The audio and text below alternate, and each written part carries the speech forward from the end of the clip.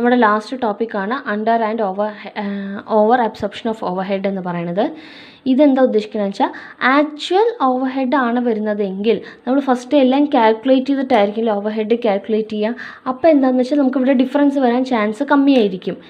എന്നാൽ pre determined ആയിട്ടുള്ള രീതിയിൽ പ്രീ ഡിറ്റർമൈൻഡ് ഓവർ ഹെഡ് എന്ന് പറഞ്ഞാൽ നമ്മൾ മുൻകൂറായിട്ട് കണ്ട് തീരുമാനിക്കുന്ന ഒരു ഓവർ ഹെഡാണല്ലേ. അപ്പോൾ അവിടെ എന്ത് പറ്റുമെന്ന് വെച്ചാൽ ചിലപ്പോൾ അങ്ങോട്ടോ ഇങ്ങോട്ടോ വരാൻ ചാൻസ് ഉണ്ട്. അതിനെയാണ് under or over absorption of overhead എന്ന് പറയുന്നത്. ഓക്കെ, ഈ ഓവർ അബ്സോർപ്ഷൻ എന്ന് പറയുന്നത് ഓവർ ഹെഡ് നമ്മൾ കണക്കാക്കിയത് പ്രൊഡക്ഷൻ ടോട്ടൽ ഓവർ ഹെഡിനെക്കാട്ടിലും കൂടുതലായിട്ടുള്ള കേസ്, അതിനെയാണ് ഓവർ ഹെഡ് എന്ന് പറയുന്നത്.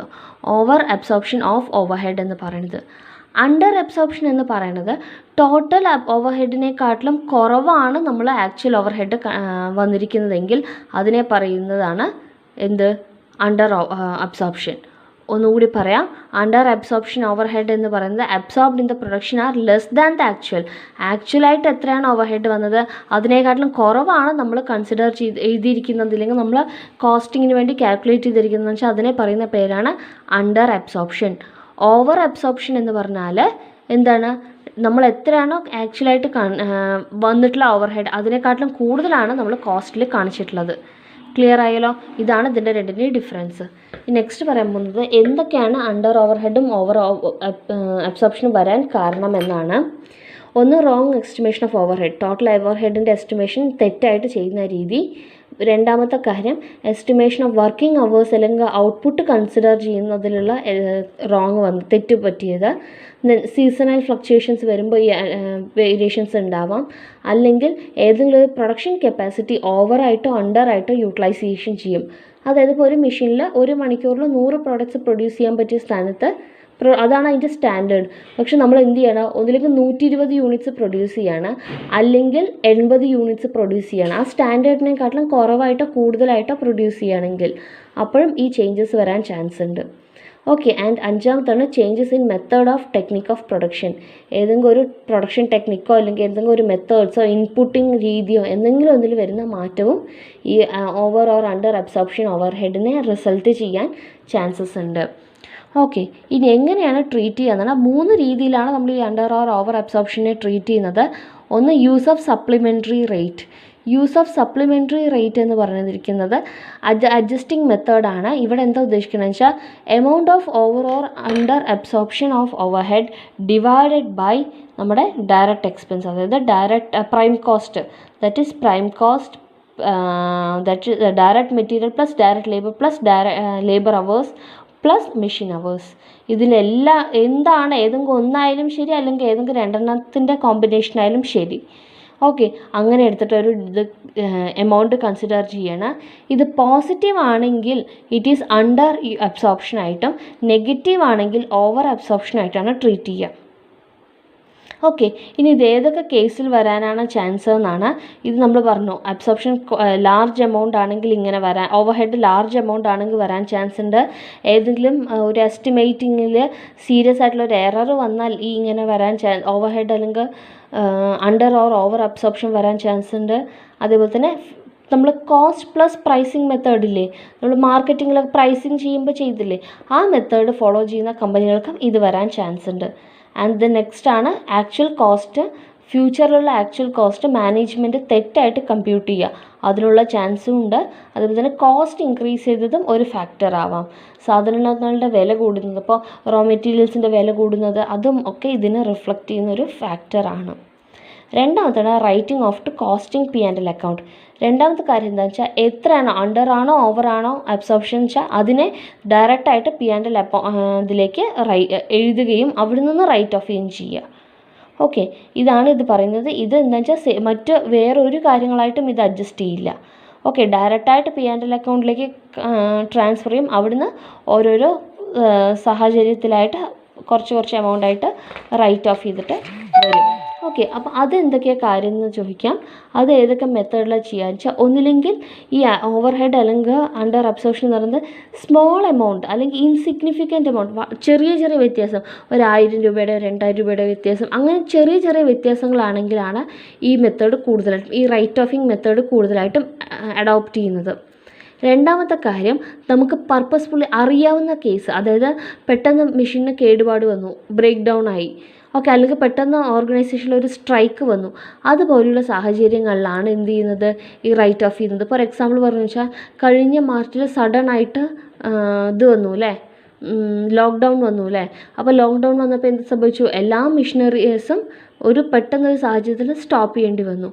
അപ്പോൾ അവിടെ എന്തായി, അണ്ടർ യൂട്ടിലൈസേഷനായി, അണ്ടർ അബ്സോർപ്ഷനായി അല്ലേ. അപ്പോൾ അതും എന്താണ്, ഇവിടെ ഇതുപോലെ P&L അക്കൗണ്ടിലേക്ക് ട്രാൻസ്ഫർ ചെയ്തിട്ട് റൈറ്റ് ഓഫ് ചെയ്യേണ്ട കേസുകളാണ്.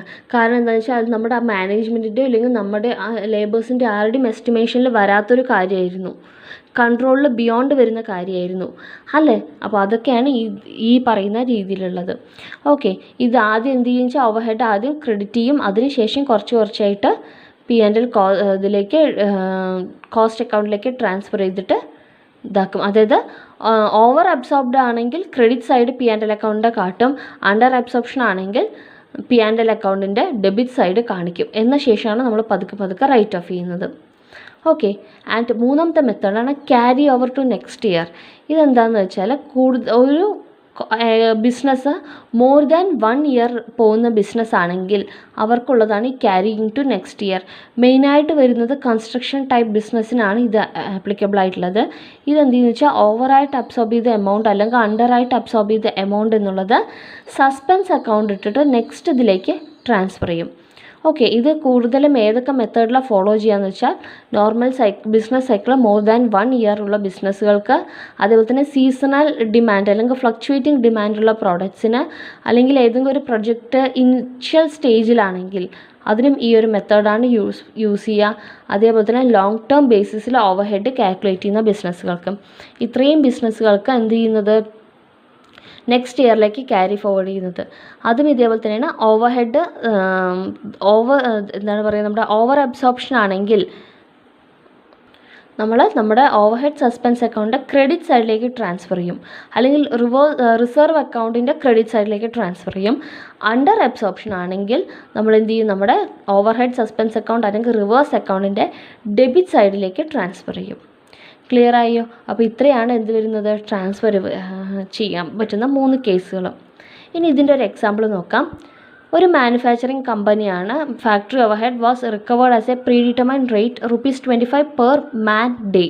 അതായത് ഒരു വ്യക്തി ജോലി ചെയ്യാൻ വരുന്ന ദിവസം 25 രൂപ.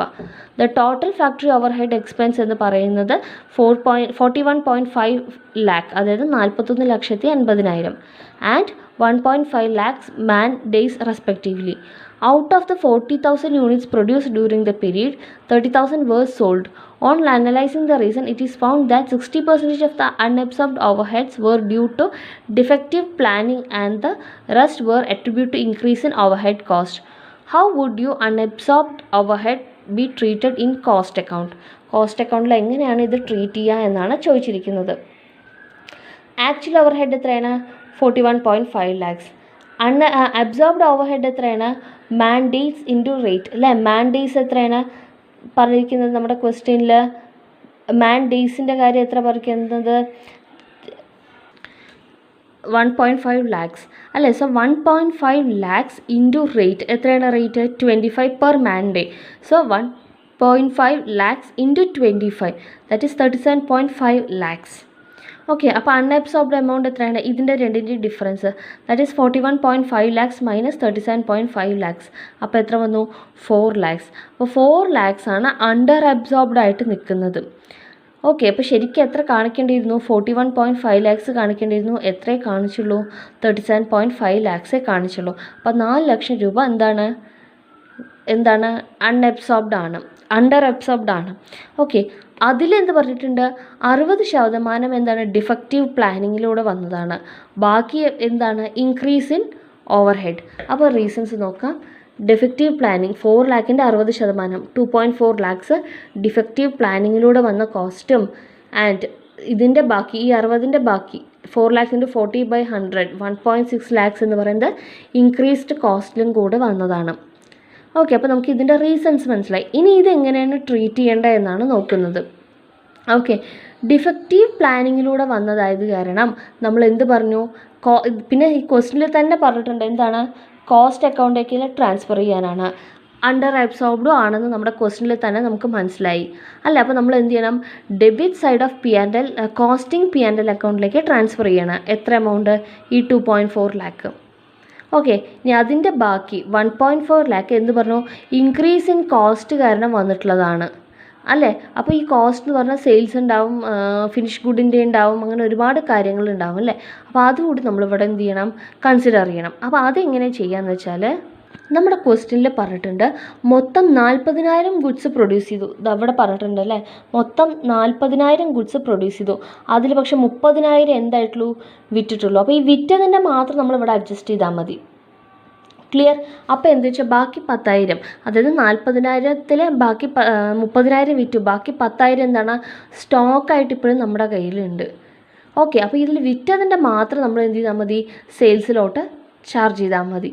ഓക്കെ, കോസ്റ്റ് ഓഫ് സെയിൽസിലോട്ട് ചാർജ് ചെയ്താൽ മതി. ബാക്കി 10,000-ൻ്റെ എവിടെ പോവും, നമ്മുടെ സ്റ്റോക്കിലോട്ട് പോവും. ഓക്കെ, അപ്പോൾ എങ്ങനെ വരും, 1.6 into 3, ഇതിനെ ഷോർട്ട് ആക്കിയതാണ് കേട്ടോ, 3:1, 3 / 4 ചെയ്യുമ്പോൾ 1.2 lakh. ഈ 1.2 lakh മാത്രം നമ്മൾ കോസ്റ്റ് ഓഫ് സെയിൽസിൻ്റെ ഒപ്പം അഡ്ജസ്റ്റ് ചെയ്യുക. ഓക്കെ, ഇനി 1.6 lakh into 1/4 എന്ന് പറയുമ്പോൾ 40,000 കിട്ടുന്നുണ്ടല്ലോ, അത് നമ്മൾ നമ്മുടെ സ്റ്റോക്കിൻ്റെ ഒപ്പം അഡ്ജസ്റ്റ് ചെയ്യാണ് വേണ്ടത്. ക്ലിയർ ആയോ. ഇനി ഇവിടെ സപ്ലിമെൻ്ററി റേറ്റ് കൂടി കൊടുത്തിട്ടുണ്ട്. സപ്ലിമെൻ്ററി റേറ്റിൽ ചെയ്യുമ്പോഴും സെയിം ആയിട്ടായിരിക്കും വരിക. സപ്ലിമെൻ്ററി റേറ്റ് ചെയ്യുമ്പോൾ എത്രയാണോ കോസ്റ്റ് ഡിവൈഡ് ബൈ എത്ര യൂണിറ്റ്സ് പ്രൊഡ്യൂസ് ചെയ്തു. എത്ര യൂണിറ്റ്സ് പ്രൊഡ്യൂസ് ചെയ്തു, 4. ഓക്കെ, അപ്പോൾ ഇങ്ങനെ ചെയ്താലും സെയിം ആയിരിക്കും കേട്ടോ. ഇപ്പം നിങ്ങൾ നോക്കുക, ഇവിടെ എത്ര വന്നു, 4 അല്ലേ. ഈ 4 ഇൻറ്റു, അതായത് ഒരു യൂണിറ്റിന് 4 rupees എന്നാണ് പറഞ്ഞത്. ഈ 4 into 30,000 വിറ്റപ്പോൾ എത്ര വരിക, 1.2 lakhs, സോറി 1.20 lakhs. ക്ലിയർ ആയി. അപ്പോൾ ഈ രീതിയിൽ ചെയ്താലും സെയിം തന്നെയാണ്. ഓക്കെ, അപ്പോൾ ഇനി സപ്ലിമെൻ്ററി കോസ്റ്റിനെ എന്ത് ചെയ്യാണ്, പോസിറ്റീവ് ആയതുകൊണ്ട് നമ്മൾ പോസിറ്റീവ് സപ്ലിമെൻ്ററി റേറ്റ് ആണ്, അതുകൊണ്ട് ഇതെന്താണ്, അണ്ടർ അബ്സോർപ്ഷൻ ആണെന്ന് നമുക്ക് മനസ്സിലായി. അതേപോലെ തന്നെ ഇറർ ഇൻ എസ്റ്റിമേറ്റിംഗ് ഓവർഹെഡ് കാരണമാണ് എന്ത് വന്നത്, ഈ അണ്ടർ അബ്സോർപ്ഷൻ വന്നത്. കോസ്റ്റ് കൂടി എന്ന് പറഞ്ഞാൽ നമ്മൾ അതിനനുസരിച്ച് എസ്റ്റിമേറ്റ് ചെയ്യേണ്ടതായിരുന്നു. മാർക്കറ്റിൽ കോസ്റ്റ് കൂടാൻ ചാൻസ് ഉണ്ടെന്ന് തൊട്ട് നമ്മളത് ചെയ്യാതിരുന്നതാണ് അല്ലേ. അപ്പോൾ അത് നമ്മുടെ മിസ്റ്റേക്കാണ്. അപ്പോൾ എറർ ഇൻ എസ്റ്റിമേറ്റിംഗ് ഓവർഹെഡ് എന്ന റീസൺ കാരണമാണ് ഈ കോസ്റ്റ് കൂടിയത്. ക്ലിയർ ആയില്ല. അപ്പോൾ ഇത്രയോടുകൂടി നമ്മുടെ തിയറി പാർട്ട് കഴിഞ്ഞു. നെക്സ്റ്റ് ക്ലാസ് മുതൽക്ക് നമ്മൾ നമ്മുടെ പ്രോബ്ലമാണ് ഡിസ്കസ് ചെയ്യുന്നത്. ഓക്കെ.